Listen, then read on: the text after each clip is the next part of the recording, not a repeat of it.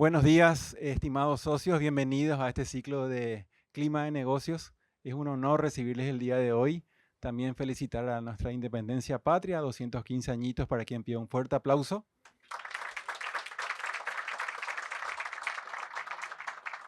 A nuestras autoridades nacionales, estimado señor ministro Óscar Lovera, gracias por su cordialidad, su amabilidad de estar con nosotros el día de hoy.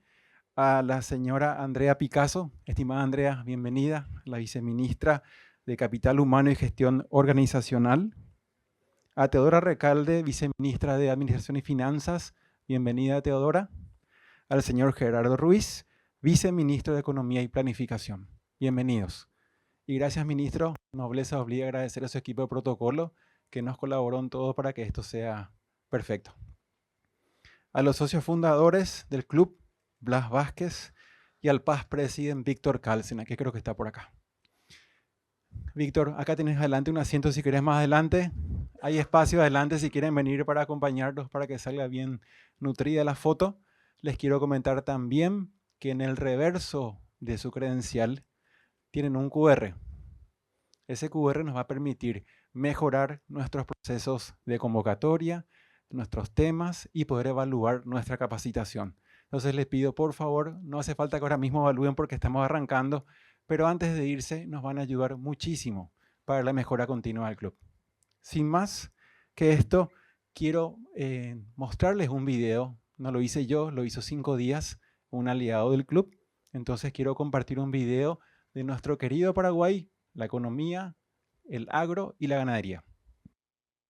Situación económica de Paraguay en 2026. La economía paraguaya ha cerrado los primeros 3 meses de este año con un crecimiento económico del 4.7% según el indicador de actividad económica del Banco Central del Paraguay, destacándose el mes de marzo, cuando la actividad económica incluso llegó a mostrar un dato positivo de expansión de hasta un 8.2% frente al mismo mes del año pasado. ¿Qué está impulsando esta dinámica? Principalmente se ha observado a un sector primario que ha arrancado el año de forma muy fuerte, creciendo 7.7%, impulsado por un año récord en la cosecha de soja que se estima en esta campaña va a cerrar con una cosecha histórica global cercana a las 13 millones de toneladas. Y a un sector ganadero que sigue abriendo mercados en todo el mundo y cuyo precio internacional en la carne cotiza hasta un 17% más de lo que se estaba pagando por la carne paraguaya el año pasado. La dinámica económica también se está viendo una mejoría en el sector secundario, que incluye al sector de la construcción y a la industria, que están creciendo a un ritmo del 7.3%, y un sector terciario, que hay que recordar, es donde casi el 70% de las personas ocupadas en Paraguay se desempeñan y que ha mostrado en estos primeros 3 meses del año un crecimiento en su actividad de un 4.8%. La pregunta que muchos se hacen es si esto se está reflejando en la facturación de las empresas, y la respuesta es que los datos del estimador de cifras de negocio que acaban de ser publicados revelan que sí, de los 10 grandes segmentos económicos que mide el Banco Central, en 9 de ellos se han observado crecimiento en sus ventas. El crecimiento acumulado en las ventas en general ha sido de un 4.9% y ese porcentaje está muy en línea con lo que venimos observando en el ritmo de actividad económica. Los datos del estimador de cifras nos indican que los segmentos más dinámicos en lo que va de este primer tramo del año es en las ventas del sector de los combustibles, venta de vehículos, materiales de construcción y la industria farmacéutica. En la inflación, la situación de la guerra de Medio Oriente ha disparado en los últimos 3 meses los precios de los combustibles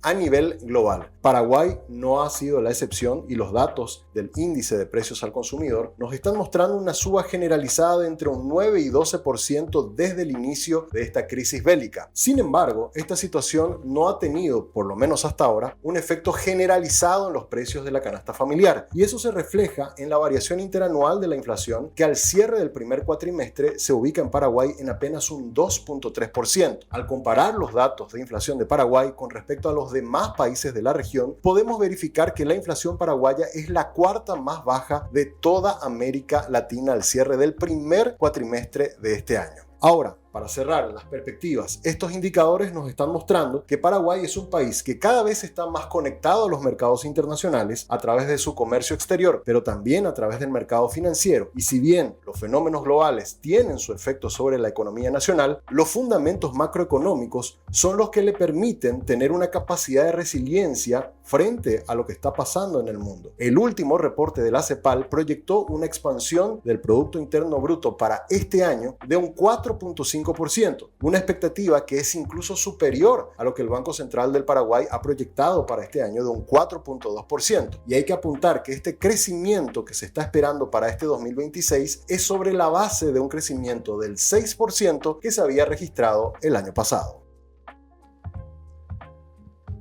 Bueno, el informe de 5 días que compartimos con ustedes el día de hoy. También para finalizar la parte protocolar, agradezco al señor embajador de Japón ante el Paraguay. Señor embajador, bienvenido, esta es su casa. Señor Oscar, también le ofrecemos el espacio del club para otras charlas más que podamos hacer. Nos lo estamos comprometiendo en vivo, pero más o menos así. Entonces, ahora sí le pido a mis colegas de microfonía un micrófono más, por favor. E invito al señor ministro, por favor, a esta silla y a la presidenta del club.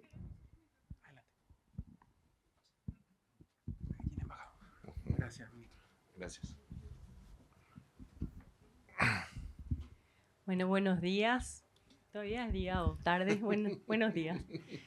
Gracias por venir a acompañarnos hoy. Sobre todo el interés que genera este tema y nuestro invitado de lujo. Gracias, ministro, por compartir con nosotros. Si bien vos ya conocías el club de años anteriores, ahora con tu nuevo rol, es un privilegio tenerte acá en vivo y en directo. Te vemos siempre a través de los medios, pero tener la posibilidad, como decimos siempre, que el club sea el escenario. Dentro de los ejes del club, uno es el valor al Paraguay, y el valor al Paraguay se da que el club sea el escenario donde podamos unirnos más cercamente el sector privado con el sector público de una manera propositiva, siempre positiva. El Club de Ejecutivos tiene 26 años y más de 700 socios.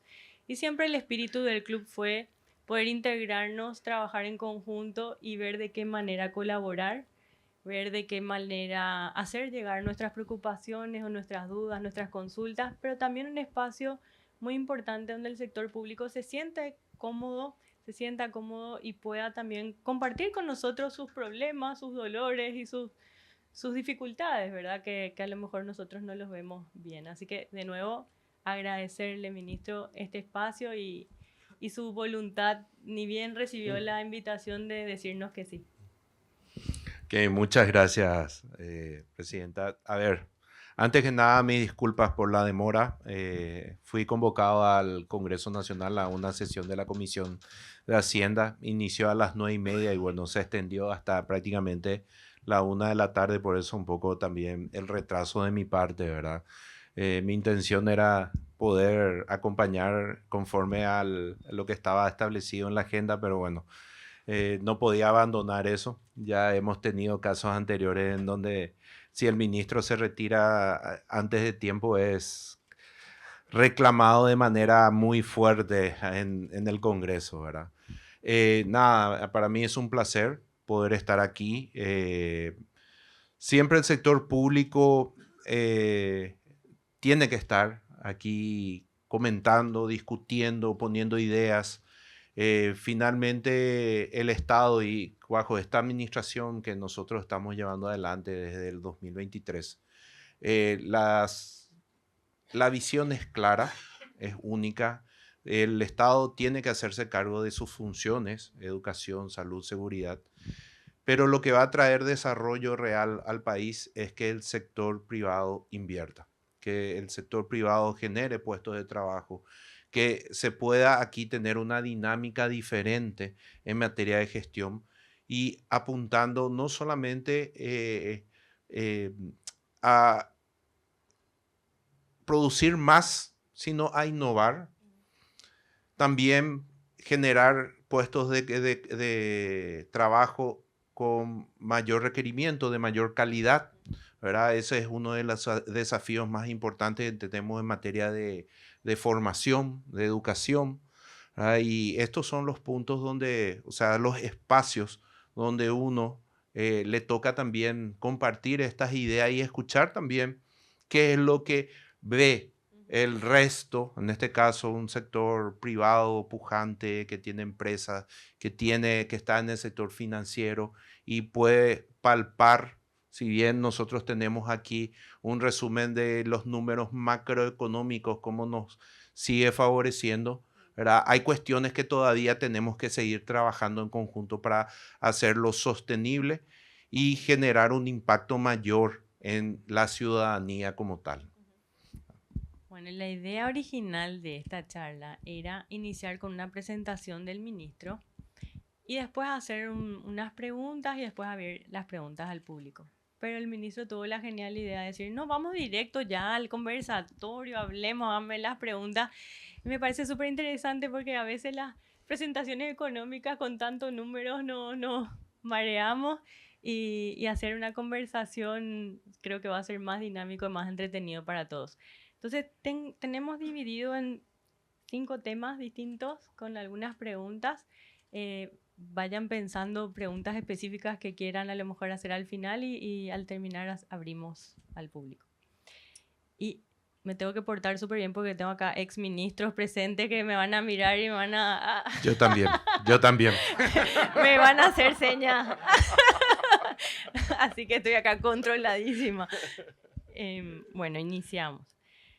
El primer segmento de preguntas habla un poco del contexto y la visión de la gestión. ¿Cuál considera, ministro, que es hoy el principal desafío económico del Paraguay en esta nueva etapa de gestión? A ver, el Paraguay yo creo que ha pasado por un proceso de fortalecimiento institucional en el ámbito económico, muy, muy importante, ¿verdad?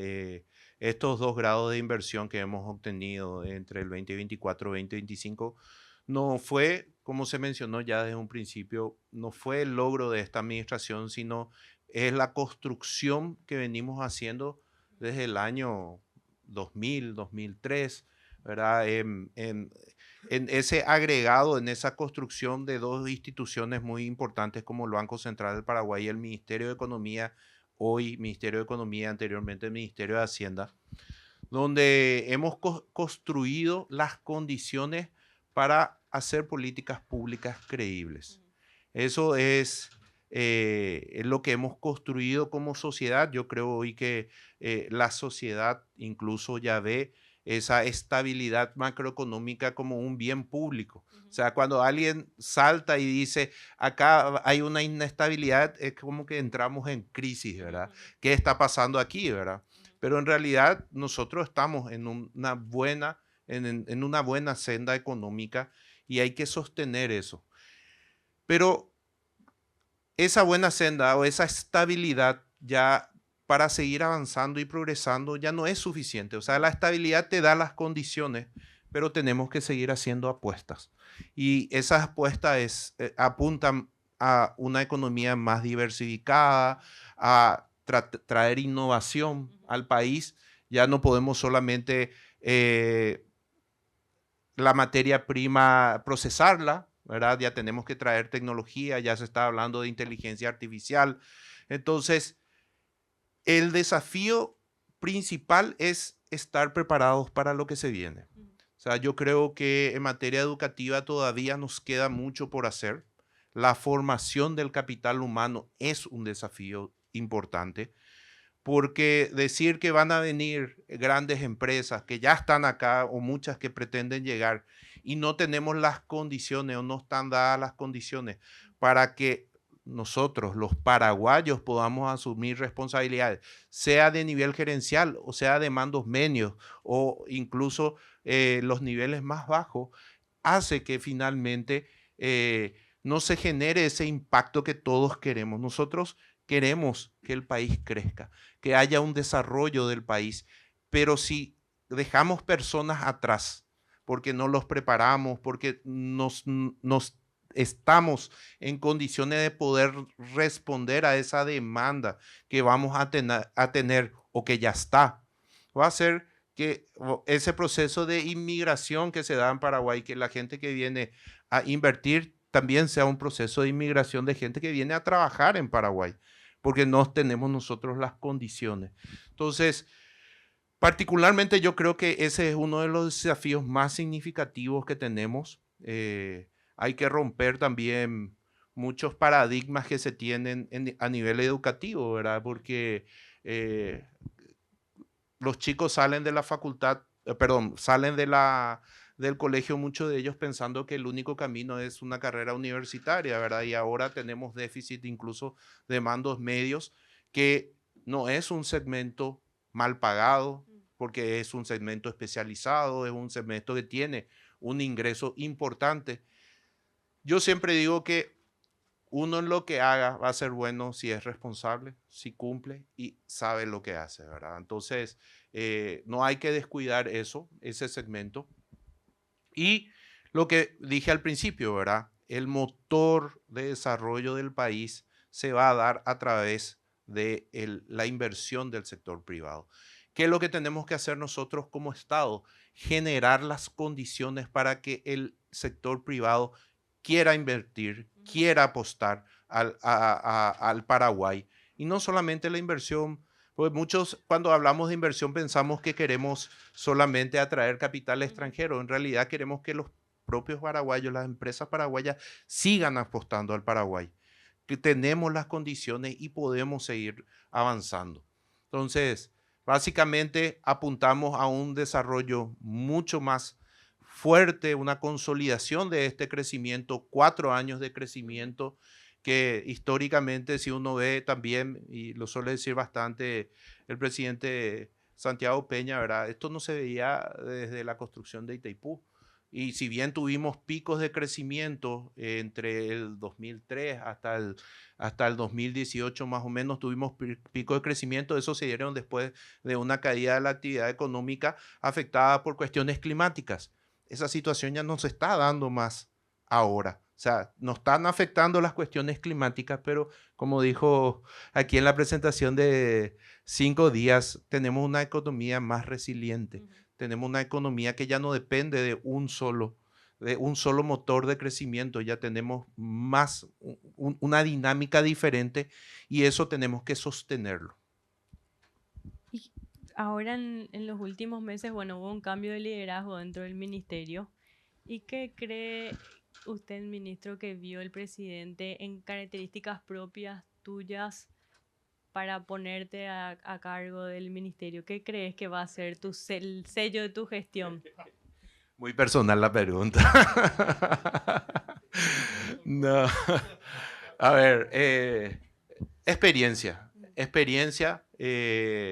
Bueno, yo me inicié en el Ministerio de Economía, de Hacienda en ese momento con 13 años, o sea, tengo 39 años en el Ministerio de Hacienda, hoy Ministerio de Economía. Tuve un lapso ahí, fuera de 5 años en el BNF, pero prácticamente toda mi carrera en el Ministerio de Hacienda y nada, la experiencia, el compromiso que tengo y la visión que tengo, porque yo me considero un servidor público. O sea, más allá de funcionario, eso que muchas veces hasta cae despectivo en algunos casos y dependiendo del contexto, yo me considero un servidor público y mi objetivo es llevar adelante la mejor gestión que pueda llevar.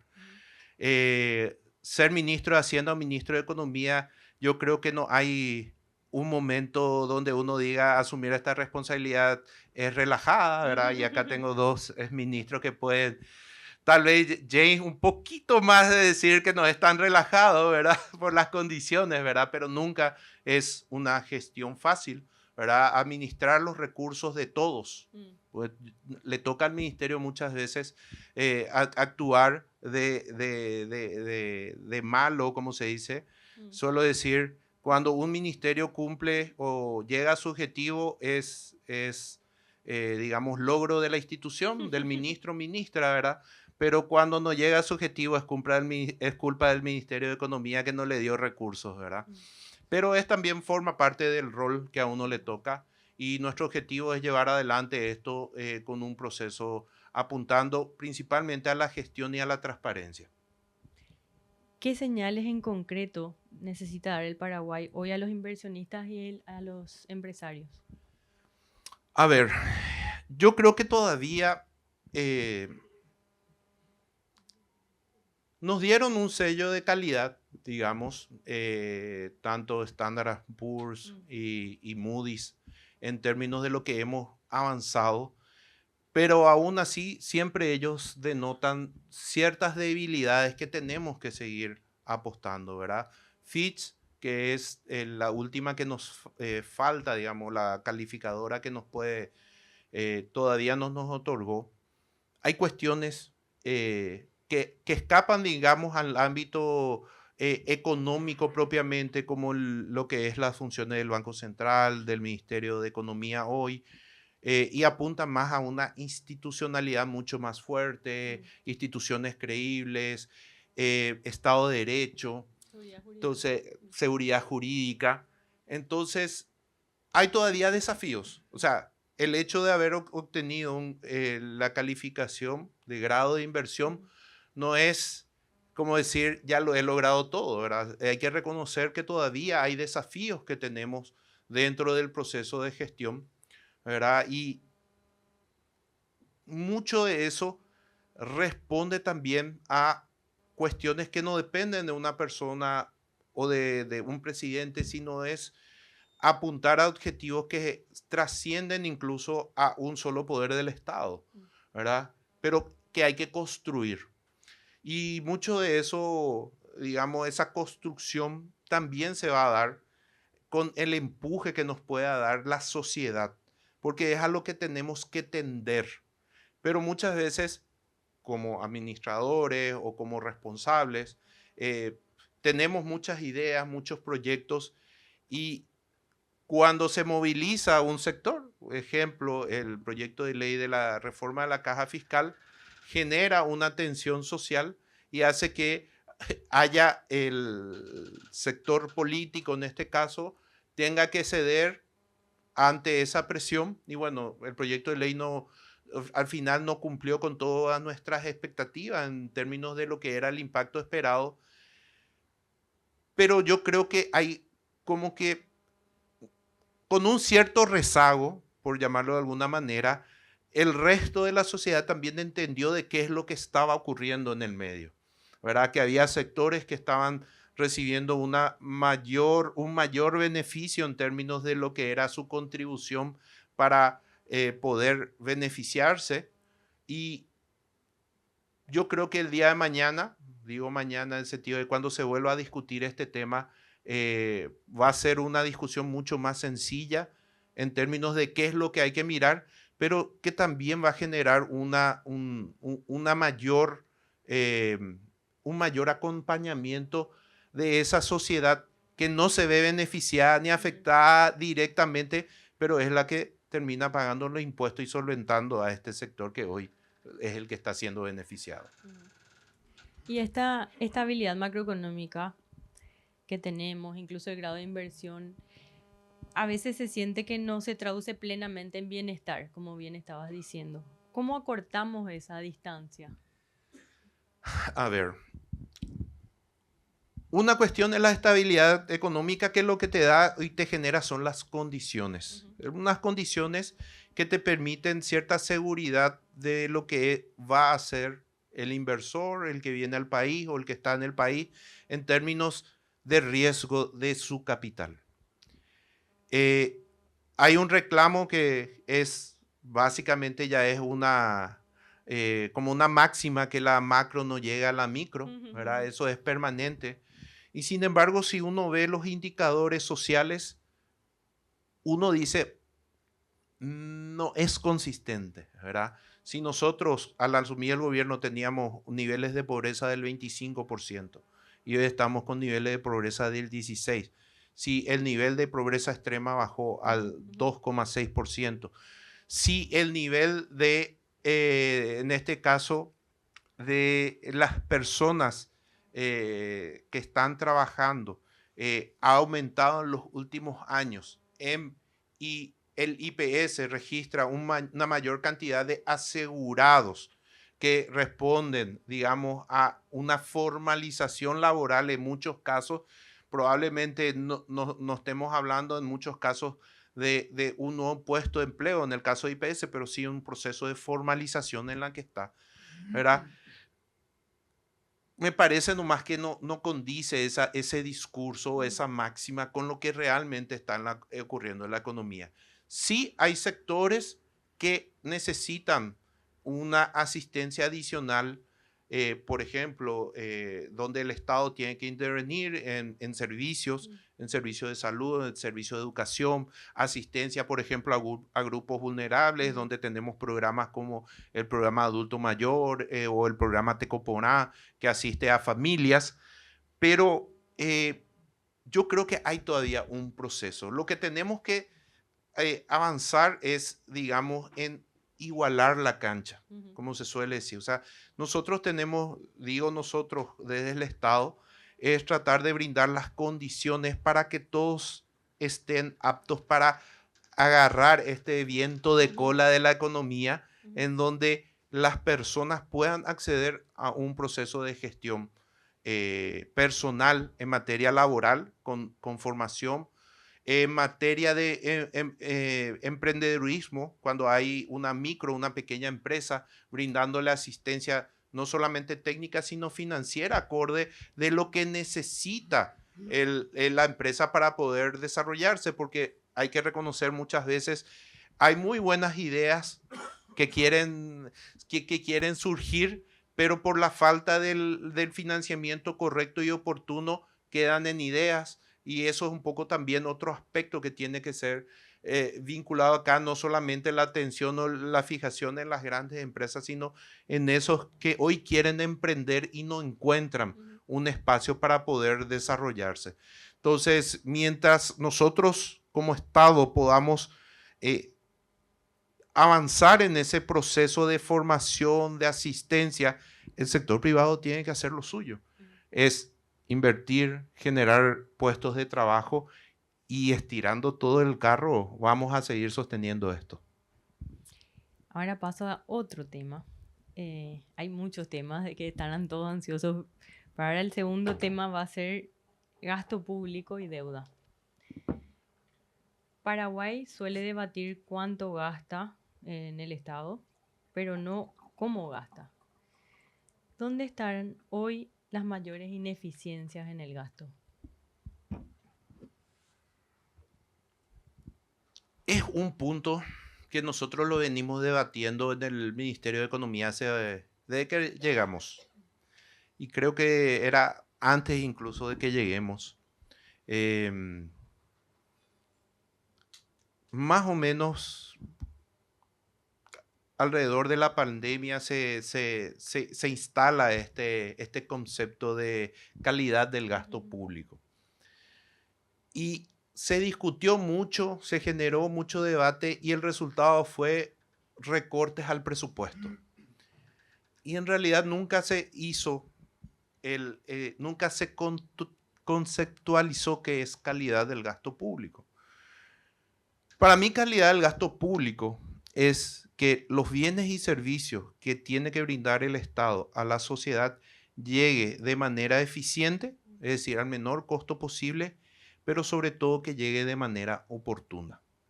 No es cuestión de un objeto, de un gasto en particular, un rubro, es cómo llegamos a la ciudadanía. Y ahí hay que poner el foco en la gestión.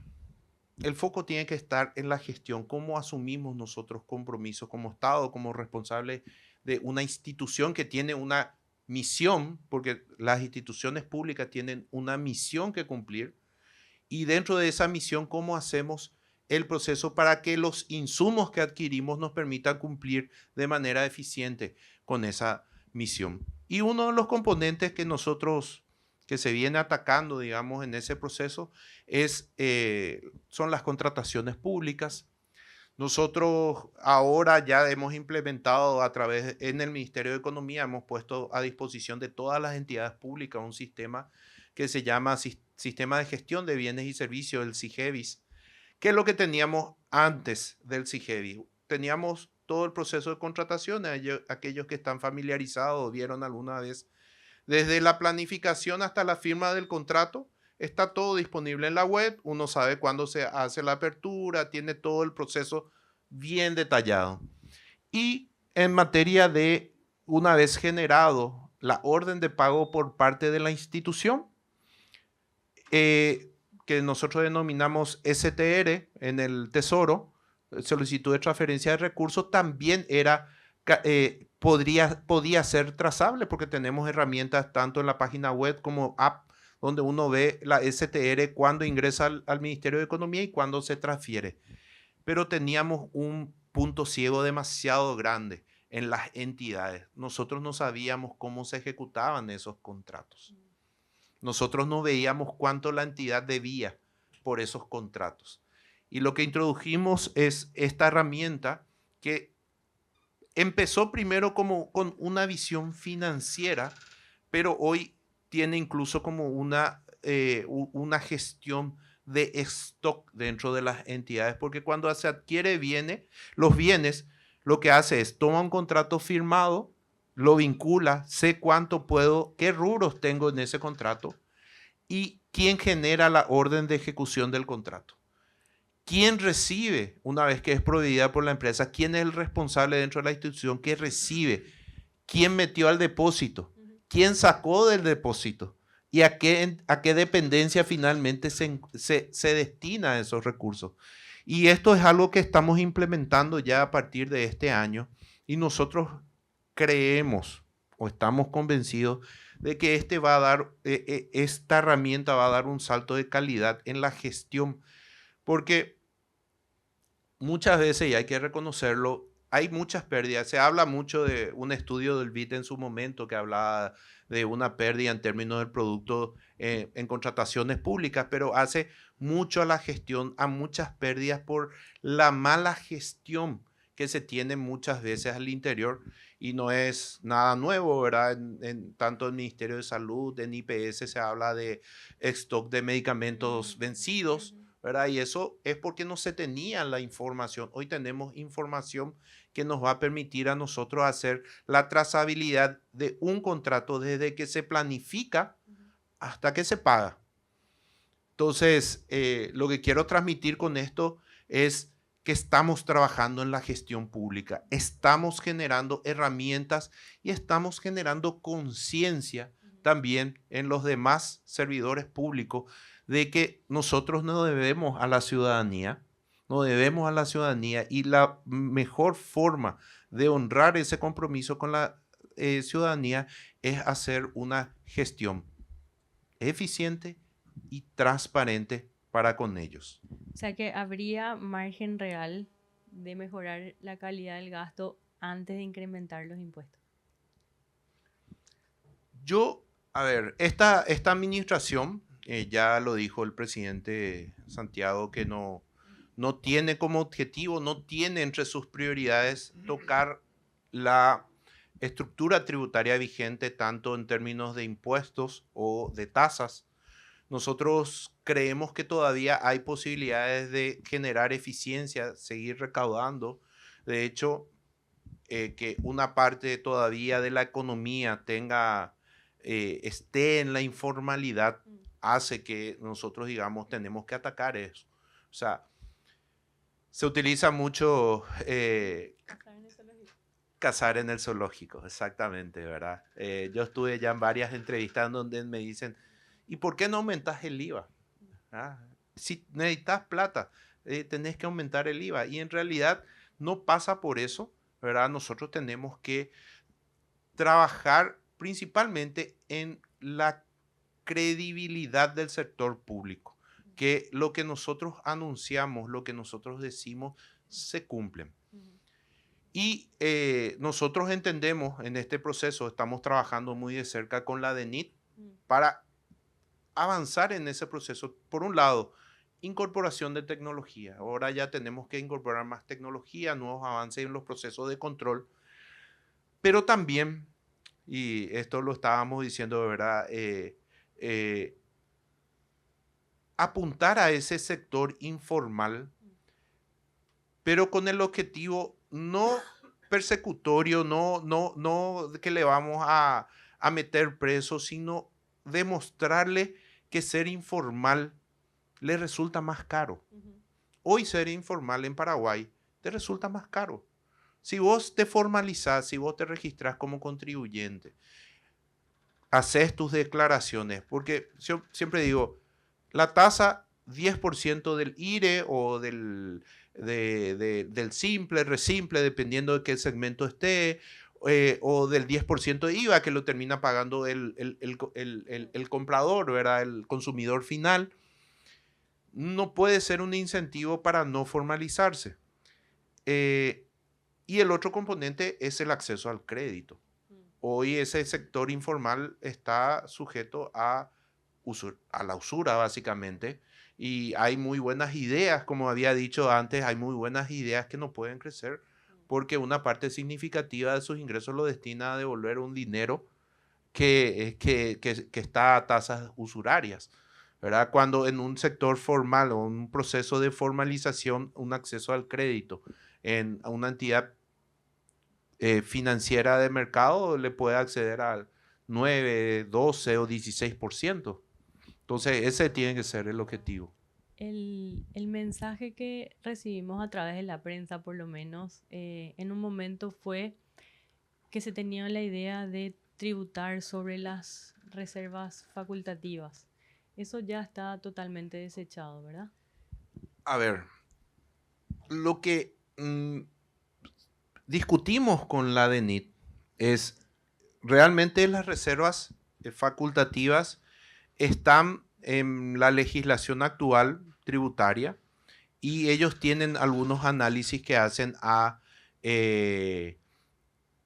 digamos, lo que no hay es reglas claras de su utilización, en el sentido de que, y ellos estaban haciendo la legislación comparada, es que no hay un tiempo en el cual esas reservas puedan constituirse a lo largo de un tiempo. O sea, no hay un plazo de determinar porque, como ustedes saben, las reservas tienen un objetivo, están vinculados a una autorización y que otorga, en este caso, la Asamblea y permite la Constitución, pero lo que ellos encontraron es la declaración consecutiva por muchos periodos de reservas y es un proyecto que ellos, o sea, es una situación que ellos detectaron y se está discutiendo actualmente. Todavía no tenemos cerrado una opción o una estrategia de cómo abordar eso, pero es una cuestión que se está discutiendo por la preocupación por lo que fue levantado por parte de la DENIT.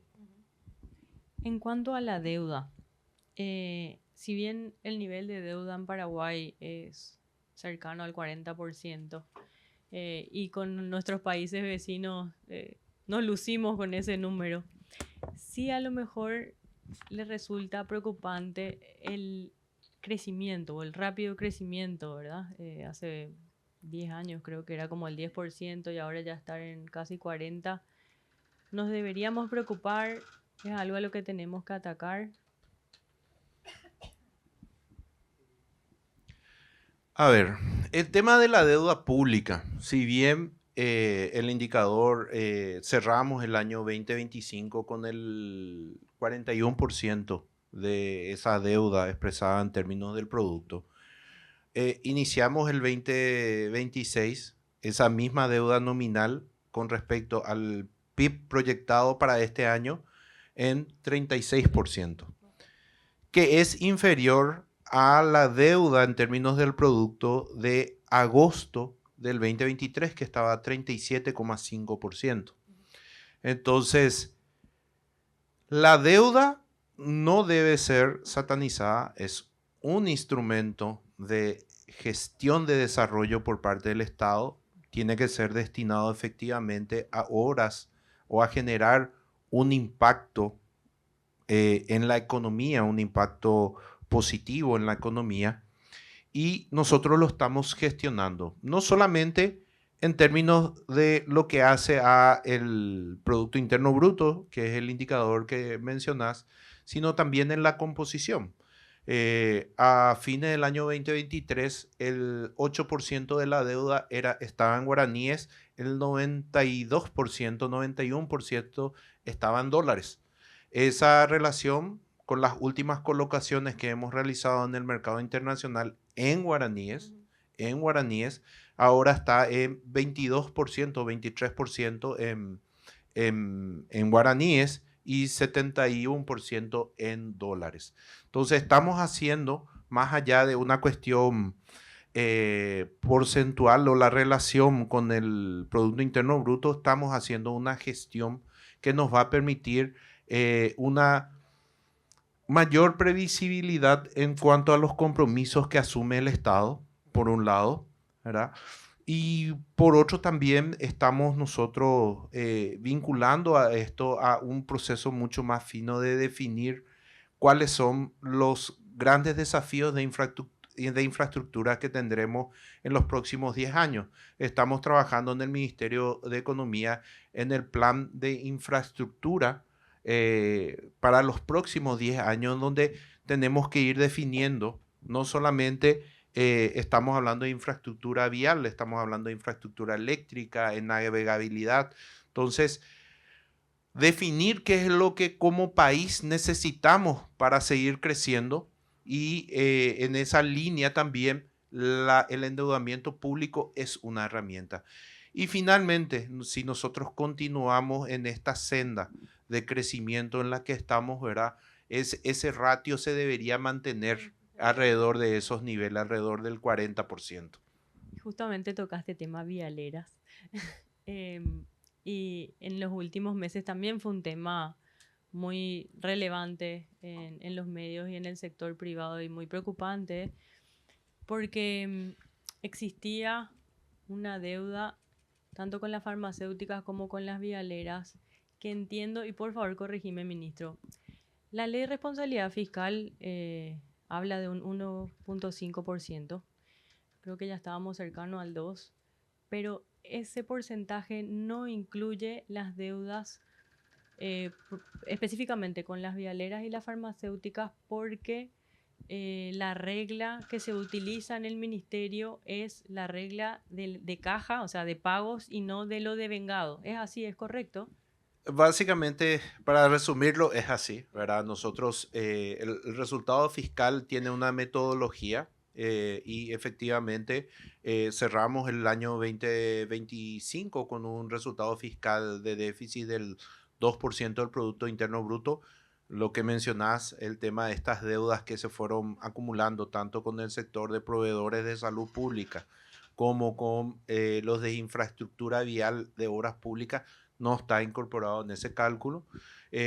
Al respecto, nosotros estamos trabajando ahora muy en línea con tanto obras públicas y salud pública y también en un diálogo con los sectores afectados, ¿verdad? De hecho, llegamos a un acuerdo parcial, se puede decir, para el mes de abril y mayo, donde habíamos asumido compromiso de pago en el caso de las vialeras por 150 millones de dólares y con lo que hace al sector del Ministerio de Salud Pública de 180 millones de dólares.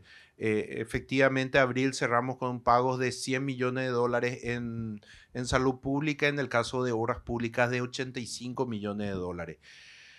Sino lo que nosotros encontramos también, y esto es un proceso también que responde mucho a la dinámica pública, son dos cuestiones. Uno, de esta deuda que está siendo reclamada por los sectores, en este caso el vial, 200 millones de dólares correspondían a avance efectivo de obras durante esta administración y 100 millones de dólares que también están siendo reclamados corresponde a intereses que se generaron durante la gestión anterior, porque los pagos del capital lo hicimos con la emisión de 600 millones de dólares al inicio de la administración y esa deuda fue cancelada entre noviembre y febrero, entre noviembre de 2023 y febrero del 2024. Lo que ellos reclaman son los intereses generados entre el 2020, 21, 22. Entonces, son alrededor de 100 millones de dólares y eso estamos ahí discutiendo también. Y en el caso del el Ministerio de Salud, lo que también nos encontramos es que nosotros hicimos un corte administrativo al 4 de agosto, no, al 4 de septiembre, perdón. Al 4 de septiembre hicimos un corte administrativo para que ellos nos indiquen cuánto era la deuda que se tenía con el sector farmacéutico principalmente, y nos pasaron una deuda de aproximadamente 320 millones de dólares. Y lo que no teníamos en ese momento era la visión administrativa que tenía el Ministerio de Salud, donde entre la entrega efectiva del medicamento y la factura en los centros donde se realiza el proceso, tanto insumo estratégico como en el mismo hospital, hay un proceso entre 120 y 150 días en que transcurre para que eso internamente dentro del Ministerio de Salud, para que sea registrada como deuda. Entonces, lo que se nos perdió, digamos, cuando nosotros asumimos y fuimos con un proyecto de 600 millones de dólares, es que el Ministerio de Salud tenía todavía facturas circulando sin registrar de aproximadamente 260 millones de dólares al interior. Entonces, nosotros nos encontramos con 360 millones de dólares que todavía responden a la administración anterior, que no es una cuestión digamos, de buscar responsables, sino es solamente contar de que venimos arrastrando, porque muchas veces se menciona que de los 600 millones de dólares fue un proceso de deuda cero, o sea, cancelar todas las deudas, y efectivamente no llegamos a cancelar todas las deudas. Ahora, con este plan de pagos parcial que hemos llegado en en abril y mayo, esperamos nosotros que esa deuda baje. En el caso de Vialeras, yo creo que va a ser mucho más efectivo esto.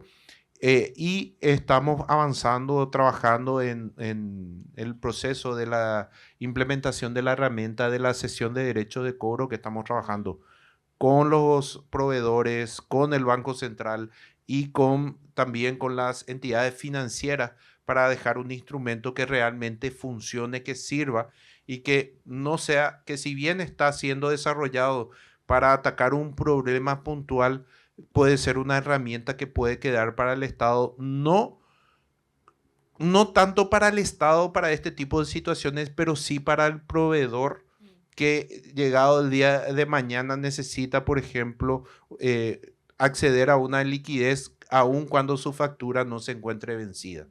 Entonces estamos trabajando en eso. Porque el sector privado sí tiene que declarar sobre lo devengado. Entonces ahí es donde se produce ese descalce, ¿verdad? Es así, ya recibimos el reclamo correspondiente. Continuando con el tema de la ley de responsabilidad fiscal. ¿Esta ley de responsabilidad fiscal del 1,5 sigue siendo suficiente para el contexto actual o necesita ajustes? A ver, la ley de responsabilidad fiscal nace ya por el año 2011, 2012 más o menos. Yo era técnico en el área donde se estaba discutiendo, y lo que nosotros estábamos viendo era una necesidad de ir poniendo en discusión qué es lo que queríamos nosotros para las políticas públicas y cómo esas políticas públicas se vinculaban al financiamiento. Esto surgió después de que el Congreso Nacional haya autorizado para el año 2012 un incremento salarial en promedio del 30%, donde tuvo un costo de 800 millones de dólares anual. Y ese es un costo rígido que ya dimos el salto de un requerimiento en el año 2012 de 800 millones adicionales, y eso se mantiene, se sostiene en el tiempo. Y a partir de ahí se empieza la discusión de establecer las reglas fiscales. Hay que entender que el 1.5 que se había diseñado permitía, digamos, en ese momento definir que era el resultado que permitía sostener en ciertos niveles la deuda. Es decir, tu crecimiento esperado de la economía en ese momento, que estábamos creciendo 3,5%, era consistente con ese escenario económico. Hoy creo que las condiciones de Paraguay cambiaron. Hoy ya estamos hablando de crecimiento más cercano al 4,2%. Y hay que, no digo que hay que revisar, pero tiene que responder a una lógica. Y esa lógica es, básicamente debe partir de lo que pretendemos nosotros para el país y de lo que se tiene que hacer cargo el Estado. Y eso va a partir de la definición de lo que es el Plan Nacional de Infraestructura.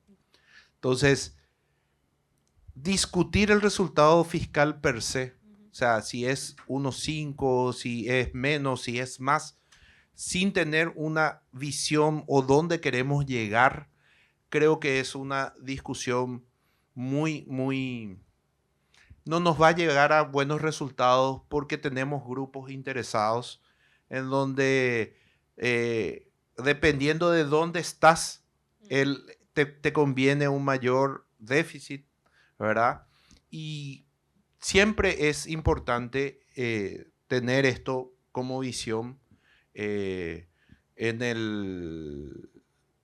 La Ley General de Presupuesto es una ley que es discutida y definida finalmente por el legislativo.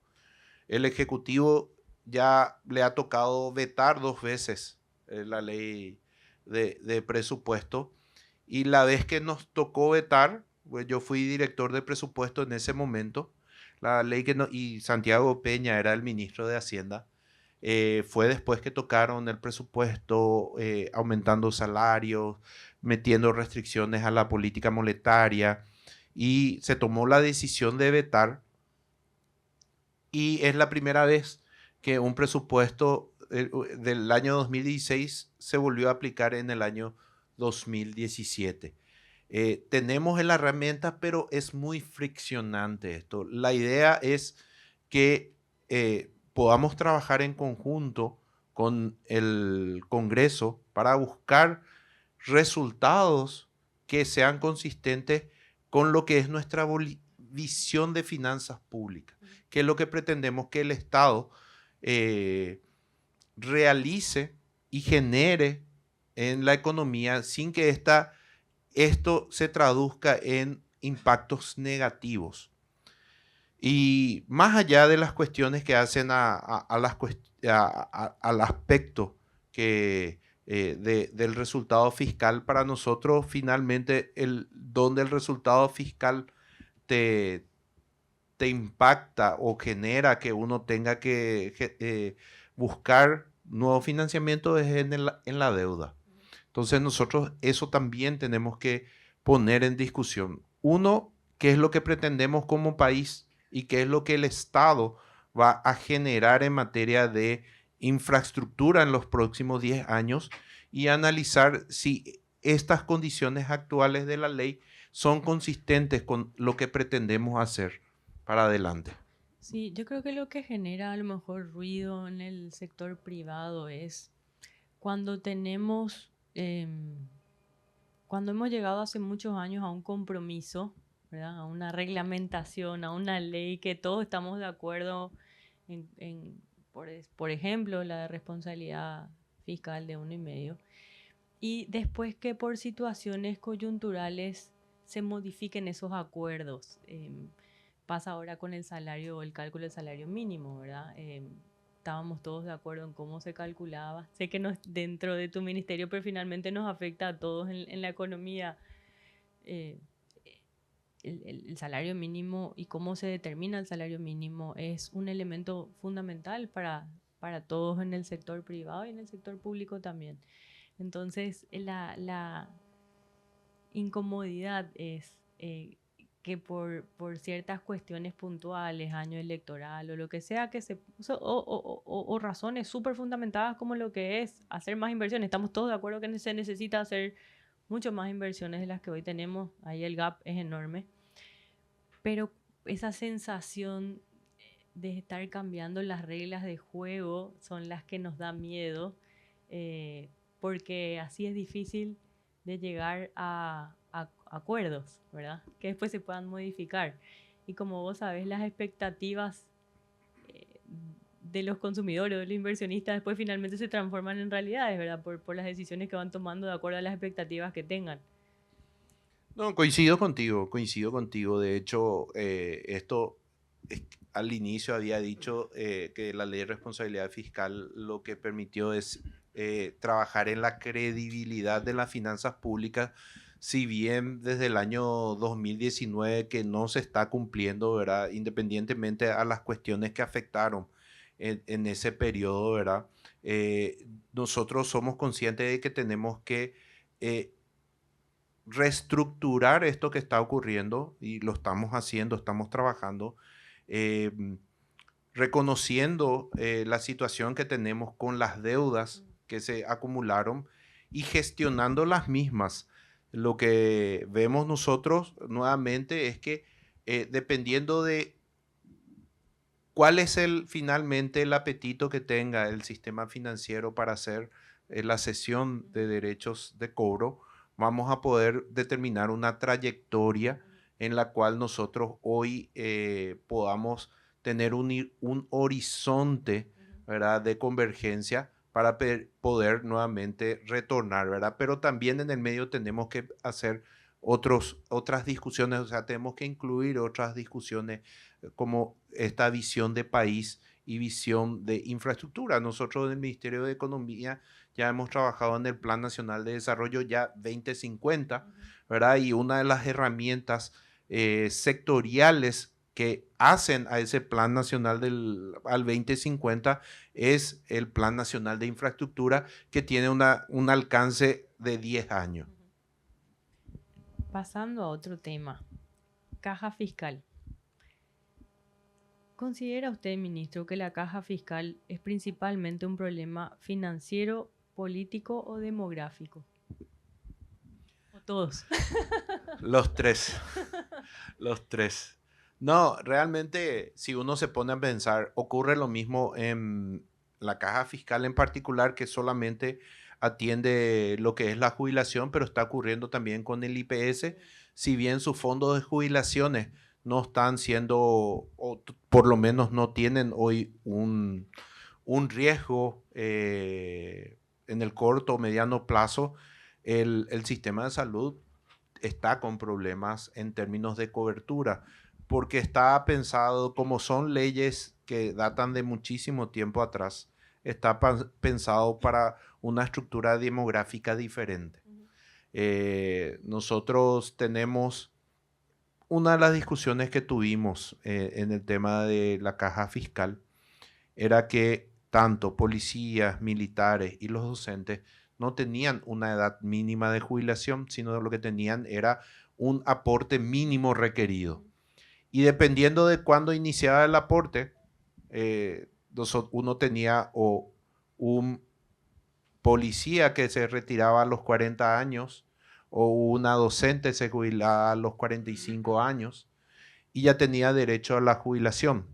Y aportando 20 años o 25 años recibe la jubilación por más de 30, 35 años. Uno encuentra que hay un desfasaje entre lo que hace al aporte y al beneficio que estaba recibiendo. Y también vinculado a una tasa uniforme del 16% para todos los sectores, cuando no todos los sectores recibían el mismo beneficio. Eso es un problema financiero finalmente, porque tenemos para el sector docente, donde los sectores o el sector superavitario, que somos el sector administrativo, tiene que subsidiar para poder cubrir el déficit que actualmente tiene, o para el sector de fuerzas públicas, donde el Estado es el que tiene que cubrir esa diferencia.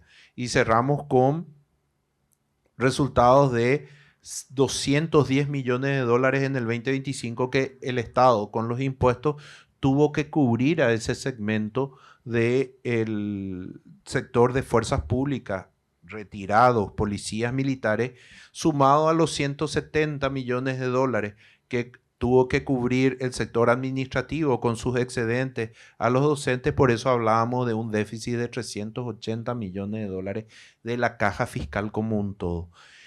Y generó mucha fricción esto, como ya mencioné antes, una fricción social donde los sectores afectados hicieron su movilización, generaron la presión ante los legisladores, que yo creo que incluso en algún momento se cuestionó el momento en que se presentó esta modificación.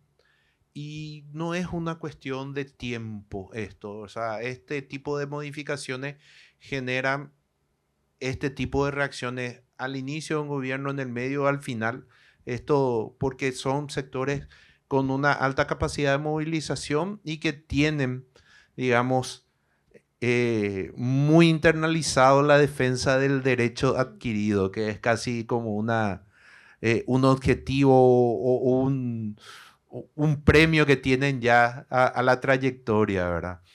Pero finalmente entendemos nosotros que esta discusión, si bien, vuelvo a insistir, no cumplió con todo el objetivo que teníamos, de hecho, no íbamos a poder cerrar este déficit inmediatamente porque lo que se acumuló, porque el sector docente, policía y militar básicamente arrastraba déficit de 23 años.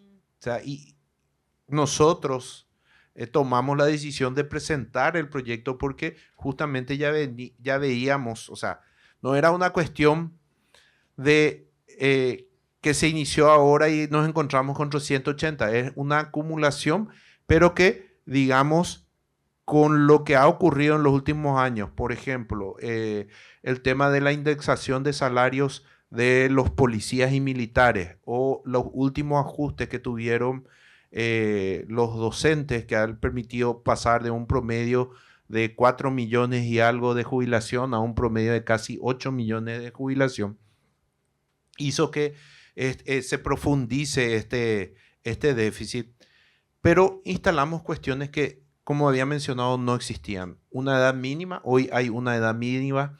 Para los sectores deficitarios le cuesta más caro, se alzó del 16% al 19% del aporte de esos sectores, y la idea o la visión que tenemos también es que cuando se vuelva a discutir esto, lo que hace a una modificación de la caja fiscal, ya va a ser una discusión, no sé si más fácil, pero que va a tener una mayor conciencia social de lo que significa ese subsidio que está recibiendo hoy este grupo. ¿Cuánto tiempo más consideras, ministro, que podemos seguir con el sistema actual sin terminar de hacer los ajustes que se querían hacer en un inicio? A ver, nosotros creemos que probablemente alrededor, estimamos 2030 que va a tener que ser o sea, vamos a llegar otra vez a niveles que levantan esta preocupación que nos motivó a nosotros tener que presentar esta modificación. Sin que afecte a la presión tributaria. Sin que afecte a la presión tributaria. Eso. 2030, hasta 2028 te aseguro. Está filmado. Hasta 2028 te aseguro. 2030 ya escapa de mi ámbito de...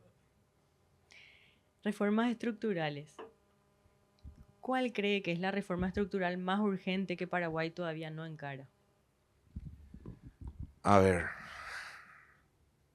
Yo creo que para mí, particularmente, a mí no sé si decir me obsesiona, pero se me cruza todo el tiempo en la cabeza el tema de la educación. Nosotros hemos hecho muchas, no quiero hablar de concesiones, pero hemos fortalecido el ambiente docente, principalmente del magisterio, del MEC. Hemos fortalecido, hemos otorgado herramientas, hemos pagado mejores salarios. Esto ha venido aumentando desde el año 2017, pero todavía hay espacios que todavía no podemos generar ese cambio. O sea, la calidad de la docencia y la calidad de la educación sigue siendo uno de los déficits más importantes que tenemos. Y no solamente en la visión, la escolar y la secundaria, ¿verdad? Incluso creo que estamos cerca de de situaciones a nivel universitaria con las carreras que se vienen habilitando, con todo el proceso que se está haciendo. Hay un trabajo muy fuerte que está haciendo la ANEAES en el proceso de acreditación, ¿verdad? La ANEAES hace poco lanzó, creo que una circular, una resolución nueva, y en 2 meses se cerraron cerca de 97 carreras que en distintas universidades que no tenían el respaldo para hacer, pero ya estaba como una oferta de formación universitaria, ¿verdad? Entonces, más allá de las cuestiones financieras, más allá de las cuestiones de infraestructura que tenemos todavía déficit, pero estamos trabajando, yo creo que el tema de la educación y la formación es una reforma que todavía necesitamos profundizar y llevar adelante. Hablando sobre perspectivas para el 2027 y una mirada más a largo plazo, ¿qué escenario económico imagina para el Paraguay al cierre de este gobierno? A ver, yo creo que este escenario favorable económico que tenemos para el año 2026, crecimiento del 4,2%, se podría seguir sosteniendo en el 2027 y el 2028. Y nosotros, responsables desde el sector público de todo el ambiente de la gestión y lo que debemos hacer, por un lado, ya que habíamos tocado el tema de la deuda, gestionar estas deudas para que no generen ningún impacto, ningún traspaso significativo a la siguiente administración, pero también seguir apuntando a esas condiciones adecuadas para que este escenario de mayor inversión que tiene el país se pueda cumplir y pueda seguir siendo un espacio o un país que está generando esa visión de progreso y de desarrollo que tanto necesitamos. Es decir, como había mencionado, la visión es una economía estable en términos generales, pero con un importante crecimiento, con un importante desarrollo y con generación de empleo de calidad, y con esa visión en la que estamos trabajando ¿Y qué actualmente. sector cree que tiene mayor potencial de crecimiento?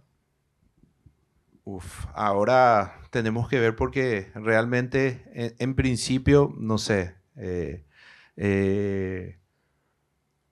ya estamos pensando en celulosa. Hace 10 años, 15 años atrás no era. Estamos hablando de hidrógeno verde, estamos hablando de inteligencia artificial. O sea, yo creo que nosotros tenemos las condiciones, tenemos condiciones naturales, tenemos condiciones de energía que hacen propicio para la innovación. Y tenemos que aprovechar las oportunidades que se presentan y tenemos que generar las condiciones para que esas oportunidades se cumplan. Yo sé que hay muchos, incluso que están preocupados y lanzan. No solamente tenemos que preocuparnos, tenemos que ocuparnos. Y esa ocupación tiene que apuntar a que todos esos aspectos, porque decir que está todo hecho, vuelvo a insistir con eso, decir que está todo hecho para que vengan y se instalen una empresa aquí al Paraguay o que se genere un nuevo un emprendimiento, hay cuestiones que tenemos que trabajar, pero tenemos que ocuparnos para que esto no se detenga. Tenemos que seguir avanzando. ¿Y qué cree que debería ser la prioridad económica nacional de la próxima década? Nuevamente.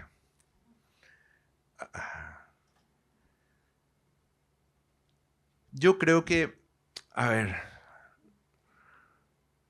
la potencialidad que tiene el país. Somos un país pequeño, pero rodeado de dos gigantes, conectados, una economía abierta, que tiene todas las condiciones, porque hay cuestiones que tal vez las tenemos desde hace mucho tiempo. O sea, estamos promocionando lo que hace a los impuestos bajos.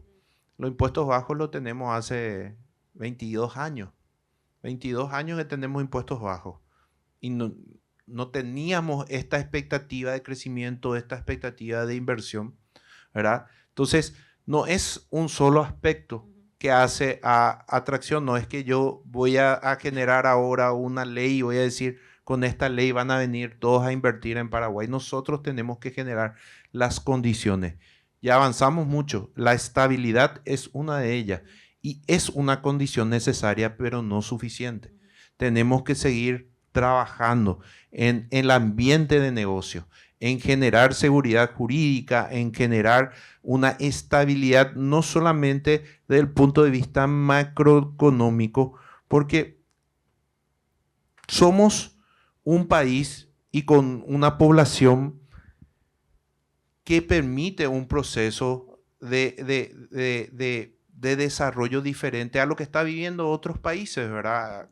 Ahora mismo, Bolivia, por ejemplo, nosotros no tenemos ese tipo de riesgo, tenemos no solamente estabilidad económica, sino estabilidad política. Entonces nosotros tenemos que seguir apostando a eso, a trabajando, a fortalecer las instituciones que tenemos, ¿verdad? Y seguir fortaleciendo y motivando que la inversión privada se siga generando en el país. Yo le voy a hacer una última pregunta, pues si no acá me van a matar los que están con sus preguntas esperando y no les quiero dejar sin tiempo para las preguntas del auditorio. La última pregunta, ¿qué legado le gustaría dejar en el ministerio? A ver, yo suelo decir que tengo una responsabilidad mayor al asumir el ministerio como ministro, porque soy hombre de la casa, ¿verdad? Y suelo decir que no solamente es una gestión de Óscar Lovera, sino es una gestión que representa a todo aquel servidor público que ingresó a una institución y soñó con llegar a la máxima, a ser máxima autoridad. Y particularmente yo quiero, o mi visión es hacer un trabajo exitoso donde en este caso, dadas las circunstancias con las que asumí, haya un arreglo financiero para el Estado, que las herramientas que hemos desarrollado funcionen, haya un proceso de ordenamiento del Estado, que no nos sigan apareciendo nuevas deudas porque ya lo estamos trabajando, estamos gestionando, ¿verdad? Y nada, que como suelo decir, demostrar que el funcionario público de carrera está también en condiciones de asumir responsabilidades de este tipo y hacer una buena gestión. Gracias, ministro. Gracias por tu apertura, por tu transparencia, por tu flexibilidad y por hacerte miles de preguntas y no tengas problema en responder ninguna. No sé si Luis, ¿me ayudan con las preguntas?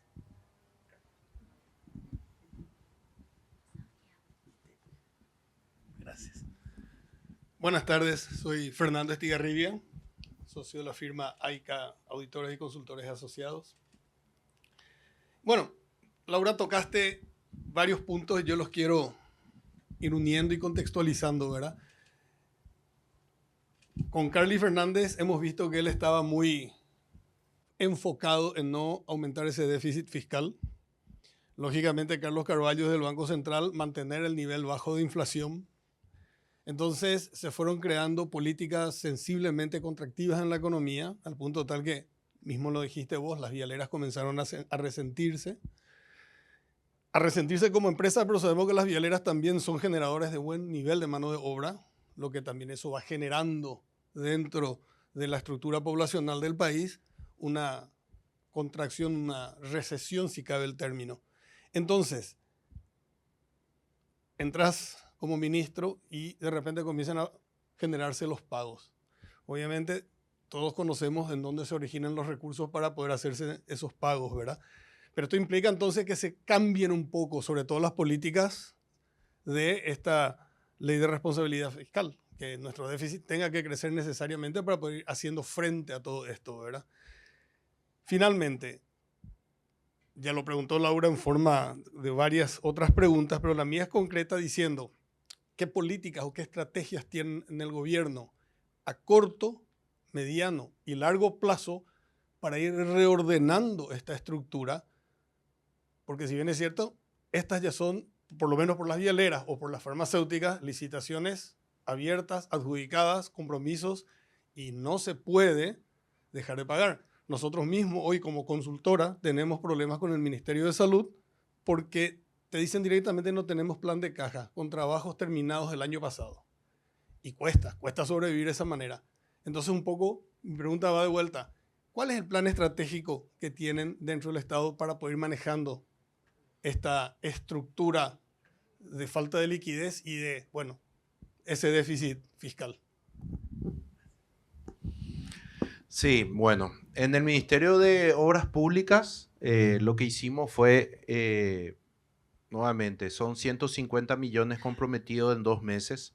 Teníamos recursos, bueno, se hizo la colocación de los bonos a nivel internacional y algunos créditos que también estaba vinculado a multilaterales. Y en el caso de salud pública, que sí tiene una dependencia mayor de los ingresos tributarios en el mes de marzo. Después de febrero, donde cayó la recaudación, en el mes de marzo hubo un crecimiento del 10,6% y en el mes de abril 9,6%. Eso nos ayudó un poco a gestionar los compromisos, pero siempre con un rezago por la iliquidez que tuvimos al inicio del año. Esa es una realidad. Y con respecto a cuál es el plan que tenemos, nosotros estamos trabajando tanto con salud pública como con obras en particular, porque hay otras entidades con las que también estamos trabajando, pero cuyos montos de deuda son inferiores, ¿verdad? Entonces nos estamos abocando particularmente a ellos con este plan de pago de corto plazo para abril y mayo, y más vinculado también a una cuestión y a una gestión diferente también. No solamente vinculado al tema de medicamentos, que era un poco la temática, sino abarcar a la totalidad de los proveedores. Y se hizo como una estrategia de pago que permita una distribución mucho más equitativa, por así decirlo, ¿verdad? Porque teníamos los grandes deudores de salud pública y los deudores chiquitos. Y en algún momento se estableció un pago proporcional, donde te da que si le pagas el 5% de la deuda, el que le debes, no sé, 1.000 millones de guaraníes, le terminas pagando 500 y no hace, ¿verdad? Entonces, lo que estamos haciendo es una distribución mucho más equitativa, donde una parte va al pago de las grandes deudas y la otra parte va a las deudas menores, alrededor de los que era hasta 10.000 millones. Y eso, consiguiendo esa lógica, nosotros vamos a tener que de estos pagos menores, pagando estos 2 meses, hay como 50 empresas que deberían ya salir de las deudoras del ministerio. Aparte de eso, nosotros en junio vamos a trabajar con la cesión de derechos de cobro. Eso nos va a permitir a nosotros, o sea, le va a permitir a las empresas tener cierta liquidez, pero a nosotros también como ministerio, como Estado, una factura exigible inmediatamente se transforma en un pago periódico que lo podemos llevar hasta 36 meses. Pero también nos va a determinar cuál es el porcentaje de deuda que podría todavía quedar y a partir de ahí también establecer otras herramientas que nos van a permitir hacer una cancelación. Yo creo que más allá, y eso es un poco lo que estábamos trabajando nosotros, es tratar de brindar previsibilidad a algo que no tenía certeza. Esa incertidumbre que estábamos arrastrando es lo que genera todo este ambiente de reclamos que tienen la razón de ser reclamados, pero tampoco de parte nuestra generar una respuesta acorde a ese reclamo. y es por eso que estamos trabajando en distintas herramientas. Ahora es la sesión de derechos de cobro, en donde me estaban preguntando, por ejemplo, por qué esta herramienta y no otra, por qué no un nuevo endeudamiento, y es porque nosotros queremos gestionar, es una deuda, esa parte que corresponde a esta administración que se generó dentro del Ministerio de Salud, tratar de gestionarlo lo más posible en nuestra gestión y no generar otra vez un reclamo en términos de lo que va a ocurrir en el siguiente gobierno, que nos vuelvan a reclamar que les dejamos con una deuda importante. Entonces estamos apuntando a eso, ¿verdad? Es un proceso. Es un proceso. Con el Ministerio de Salud estamos trabajando en la implementación del CIGEVIS, como mencioné. Entonces nosotros tenemos hoy certeza de qué es lo que está debiendo el Ministerio de Salud y tiene una vinculación con el presupuesto. Antes los pedidos de salud pública estaban vinculados a un área diferente al área financiera. No había una vinculación. Entonces es que cuando ellos le informan de cuántos medicamentos o cuántos servicios fueron proveídos, es cuando el ministerio, el área financiera levanta la mano de no tengo los recursos, ¿verdad? Entonces ahora estamos trabajando en ese proceso de consolidación desde el punto de vista de la solicitud de la provisión con la disponibilidad financiera suficiente para poder responder a eso.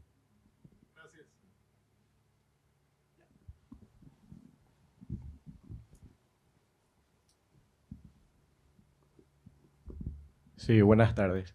La pregunta es el tema dólar, que creo que faltó. Eh, pero el enfoque sería, pareciera ser, o estamos entendiendo que hay un cambio en la política monetaria o financiera económica del Estado con la no intervención de las bajadas del dólar. ¿Es así? ¿La interpretación es correcta? ¿Hay un cambio en la política? Y si hay un cambio, ¿por qué? Porque estamos viendo muchos efectos más negativos y nos está costando ver los efectos positivos en este cambio, si es que hubo el cambio. Sí. A ver, en lo que hace a la política, en realidad no tenemos una política para el dólar. El Banco Central lo que hace es interviene cuando hay efectos diferentes a operaciones vinculadas a mercado, a operaciones de mercado, que hacen que el tipo de cambio o el dólar o se aprecie con respecto al guaraní o se deprecie. Ellos vienen a intervenir en lo que hace a la suavización de los picos. Pero el Banco Central, que es el que monitorea y que puede intervenir, no tiene un tipo de cambio objetivo. Ellos tienen un objetivo o una meta de inflación. No tiene el tipo de cambio. El tipo de cambio fluctúa por las condiciones, actualmente, por las condiciones internas, una política propia que viene de Estados Unidos en cuanto hace a las emisiones, la pérdida del dólar como valor de depósito de muchas economías que están transicionando en sus propias monedas, y a nivel local, lo que significa el ingreso de capitales por un lado y la venta de productos agrícolas de temporada, que hace que nosotros tengamos un mayor ingreso en dólares.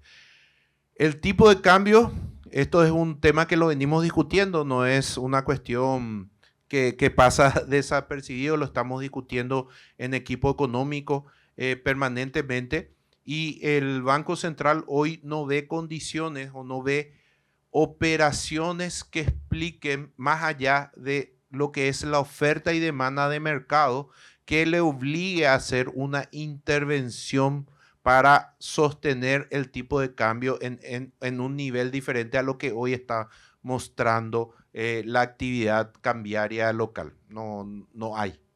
Pero hay ahí, yo me meto en tu pregunta. Pero hay ahí una diferencia con respecto a las otras monedas, con respecto al dólar, ¿verdad? O sea, la relación del dólar guaraní tiene una diferencia mucho mayor comparativamente con las otras monedas, lo cual hace que nos reste competitividad con nuestros vecinos, pero entiendo que si se interviene y se ingresan más guaraníes al mercado, también generaría inflación y suba de precios, que es lo que estamos justamente queriendo controlar. A ver, si vemos nosotros lo que ocurrió, más o menos, creo que el real está con una apreciación del 18%. eh, También el peso colombiano estaba más o menos en esos niveles. Y si nosotros tomamos en cuenta el pico que alcanzó entre marzo y abril del año pasado, el pico que alcanzó el dólar, que llegó a estar a 8.000, a 8.000, es que nosotros vemos que la apreciación del guaraní está en 22%. Pero lo que te indican también, y en la discusión con el Banco Central, que ese comportamiento fue el atípico. El de haber llegado a 8.000 en ese momento fue el comportamiento atípico. Nosotros deberíamos haber estado en 7.500, 7.600 el tipo de cambio, y eso obligó una intervención del Banco Central en ese momento. Entonces, si uno ve anterior a ese comportamiento, a ese pico que alcanzó, cómo venía el tipo de cambio, en realidad nosotros estamos alrededor del 18% también de apreciación con respecto a esos niveles. No sé si hay algo, querías complementar con O algo. sea, simplemente comentar, a ver, me parece que Paraguay nunca tuvo este problema de la timba cambiaria. ¿Y por qué cambió a finales de junio del año pasado? El mes concreto que empezó la caída libre del dólar. O sea, ¿qué pasó antes? ¿Por qué teníamos una política? Bueno, ustedes dicen que no teníamos política, pero no teníamos ese problema. Y en una economía tan pequeña, moves un poquitito y tiene un efecto dominó muy negativo. Entonces, ¿por qué a partir de junio empezamos a tener el problema y antes no teníamos? En puridad eran operaciones que se estaban haciendo, ¿verdad? Como había mencionado, había picos que se dieron y que no respondían, por eso el banco estaba interviniendo. Pero si uno ve el comportamiento de alrededor de noviembre más o menos del 2024, a nivel regional, ya el resto de la región ya se estaba apreciando con respecto al dólar. Éramos nosotros los que no acompañábamos ese comportamiento por operaciones que se venían haciendo a nivel de mercado. Ahora, a partir de junio, digamos, ese efecto que se estaba teniendo es, digamos, se refleja efectivamente, o sea, acompañamos nosotros a partir de ese momento el comportamiento del resto de la región, ¿verdad? Con respecto al dólar. No es que hubo algo que hizo el Banco Central en ese momento que determinó que se cambie. De hecho, el Banco Central hoy, o sea, no hoy, actúa como agente cambiario del Ministerio de Economía. Nosotros recibimos en dólares, recibimos los royalties, recibimos los préstamos de las multilaterales, estamos recibiendo nosotros en el banco, en cuentas del Banco Central, y no actúa de agente de cambio, ellos nos entregan guaraníes y esos dólares no lo inyectan al mercado, porque si no también influenciaría en una mayor caída. Ellos están acumulando los dólares que hoy están cambiando al Estado, y eso se ve en un crecimiento de las reservas.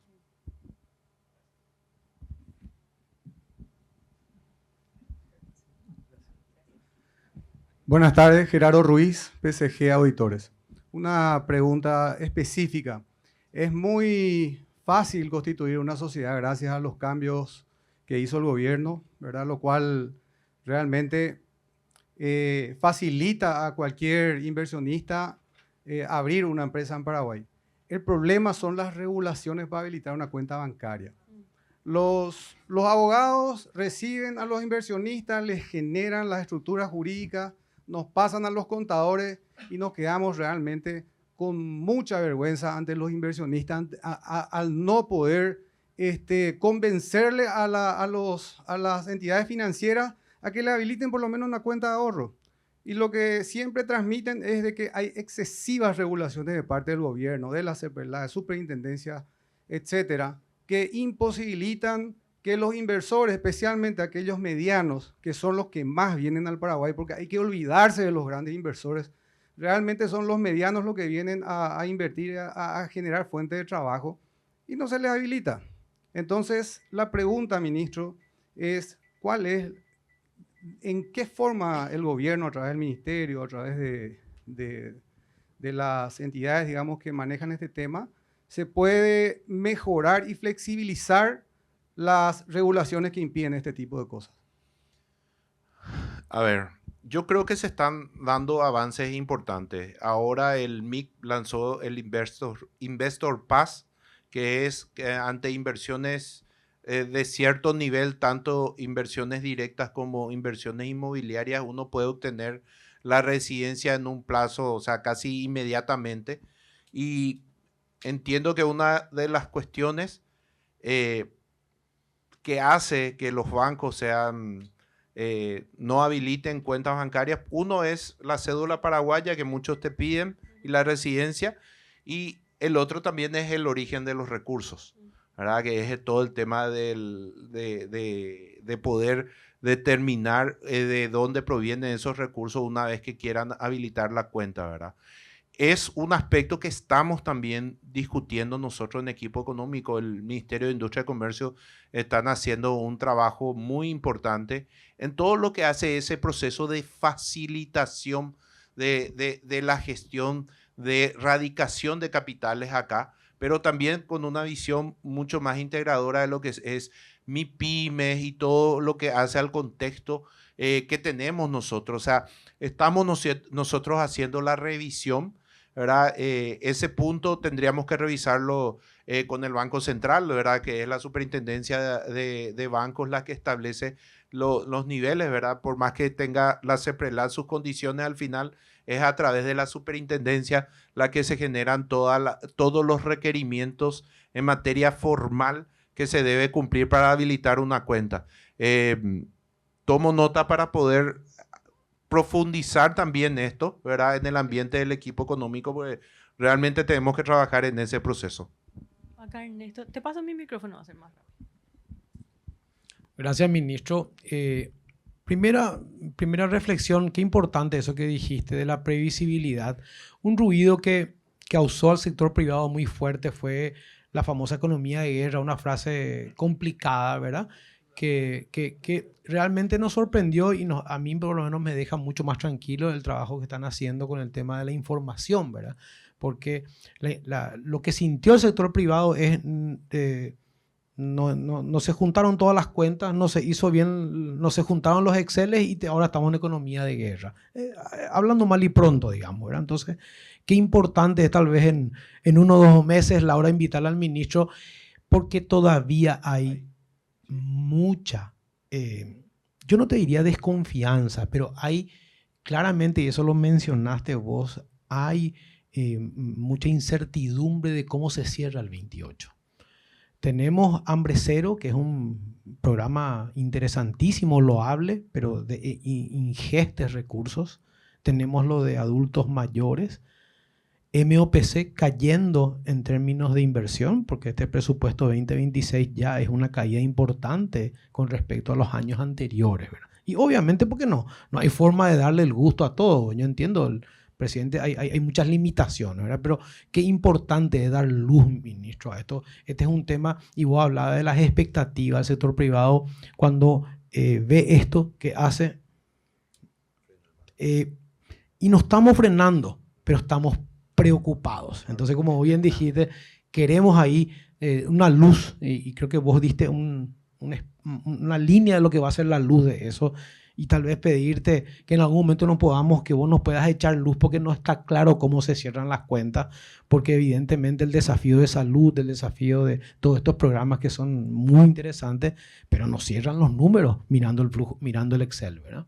Entonces ese es un aspecto. Y otro aspecto también, ministro, que por lo menos para el desarrollo inmobiliario, que es mi sector, entender cuál es la visión del MEF con respecto a las alianzas público-privadas.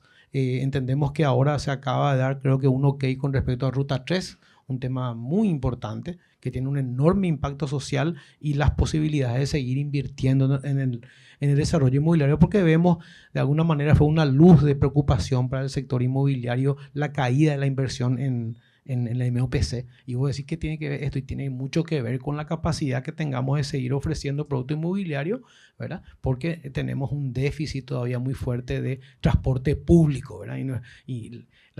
Tenemos esa realidad muy acuciante. Entonces, entender un poco cuál es tu visión con respecto a APP, Ruta 3 y lo que se pueda venir. Muchas gracias. Sí, gracias. A ver, Con respecto a la caída de obras públicas, no hay que despreciar lo que se hizo durante la administración con los fondos de Itaipú. Muchos de esos fondos están destinados a financiar obras que lo iba a financiar el Ministerio de Obras Públicas con su presupuesto y hoy están siendo llevados adelante con recursos de la Itaipú. O sea, en términos de lo que es la inversión pública, no se ve un deterioro como un todo, pero si miramos solamente al Ministerio de Obras Públicas, nos da esa sensación. Por un lado, con respecto al otro, las APP. Las APP, hoy tenemos una ley nueva sancionada, una modernización de la ley anterior, donde básicamente con la gestión anterior tuvimos una APP exitosa.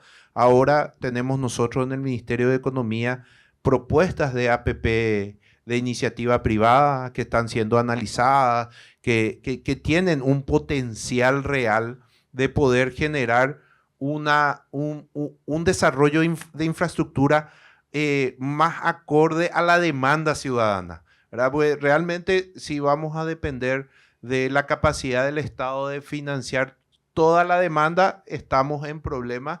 Y todos creen que la ruta que lleva a su distrito es la más importante con respecto al resto. Entonces, es una cuestión, para nosotros es una oportunidad la APP y la estamos desarrollando para que realmente genere impacto. Estamos trabajando nosotros internamente, no solamente en materia de infraestructura vial, se está abriendo otros mecanismos otros sectores de APP, por ejemplo, generación de energía. Hay otros que estamos analizando también en ese sentido.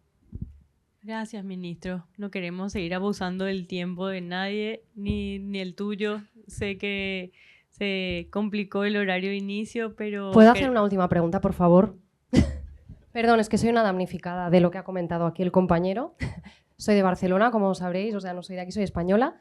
Vine hace un año aquí a Paraguay a vivir, he abierto una empresa y justamente me dedico a acompañar pues, a inversores que quieren venir aquí al país, porque se está promocionando mucho el país, que venga la inversión, pero cuando llega el inversor tiene dos grandes enemigos, el Banco Central del Paraguay y la SEPRELAT. No para abrir cuentas particulares, el Investor Pass está muy bien, pero lo que tenemos el problema es para abrir cuentas de empresa, porque estamos creando empresas y nos están dando muchísimos problemas para abrir la cuenta, hacer la transferencia internacional del dinero. Aún trazabilizado cuesta muchísimo, son plazos súper largos. Y luego, otro tema que nos chocó bastante, el tema de las tarjetas, que no se dan tarjetas de empresa, ¿no? Entonces, bueno, estas son pequeñas cosas que nos estamos encontrando, que están chocando y que nos están dificultando muchísimo que esos inversores puedan efectivamente llevar el dinero aquí. Entonces, pienso que es un tema bastante serio, que hay que trabajarlo ya con los bancos, el Banco Central del Paraguay y la SEPRELAT, porque se van pasando la pelota de unos a otros, básicamente, no dan ninguna solución y lo que están creando es un cuello de botella que estáis perdiendo un montón de inversión internacional por culpa de esto. Es este el problema, no es otro. ¿Verdad? Gracias. Ok, no, realmente tomo nota y me ocupo de esto. Vamos a mirar y vamos a tratarlo en equipo económico. Y finalmente, ministro, Nadir un poco termina todo eso, porque nosotros todos estamos sufriendo lo mismo. Dineros clean and clear que vienen de bancos que generan todo ese tipo de problemas. Y ya son clean and clear, ¿qué más querés? O sea, imposible. Claro, y otra cosa, los dólares. Acá no tienen fuerza legal los dólares que no sean los azulitos. Y cruzar Pilcomayo y cualquier tipo de dólar ya vale. Entonces, frena mucho eso. Y a mí me sorprende, acá estamos muchos ex Banco Central, Germán Roja fue mi primer jefe del Banco Central, ¿verdad, Germán? En 2000. Está Raúl Vera, que, bueno, somos varios Bancos Central. Y en esa época se dictaba una orden y los bancos así de fácil. Y en un momento determinado que estuvimos el año pasado, la hora fue con Carly Fernández y Carlos Carvalho en Joseph. Tuvimos un pequeño almuerzo cerrado ahí con ellos y les planteé.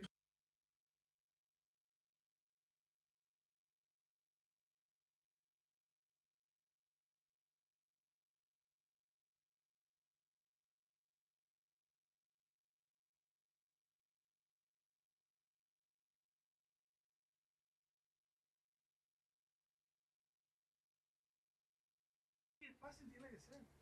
Entonces, te pedimos en serio, porque nos fuerza muchísimo trabajar con los extranjeros.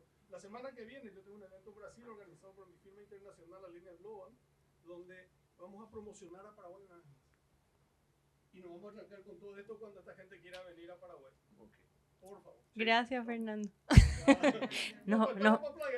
Me va a retar el ministro. Después cuando le invite me va a decir, no puedo, no tengo lugar en la agenda. Este es el espacio. Sí. Este es el espacio y se tiene que aprovechar también para levantar estos aspectos sobre el cual nosotros nos comprometemos a trabajar acá con el equipo. Sí, no, totalmente. Gracias. Ay, me corta. Un pequeño obsequio para que termine contento, pues si no va a quedar con el trago amargo ahí al final.